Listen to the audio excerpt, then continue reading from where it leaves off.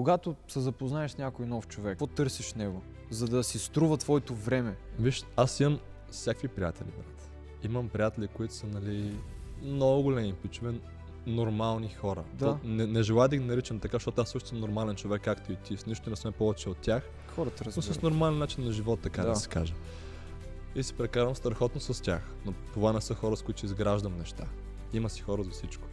Хората, с които аз стремя да работя, да се развивам, да знаят какво желаят, върху какво работят, да бъдат с много огнен дух в себе си, с страст за това, с което занимават. Дори може да е нещо, което изцяло не е свързано за онлайн бизнес. Да имат някаква страст, която ги влече и да се изграждат на макс просто. Ако на теб ти е писнал от фалшиви гурута, които обещават бързи пари, тази бизнес общност ще ти промени живота, защото има истинска стойност. Просто кликаш линк в описанието, избираш общност и влизаш при стотици хора като теб, които градат истински бизнес. Всяка седмица се учиш от ментори, които са генерирали милиони, а не на празни обещания. Стъпка по стъпка получаваш всичко, което може да ти трябва от хора, които вече са го постигнали.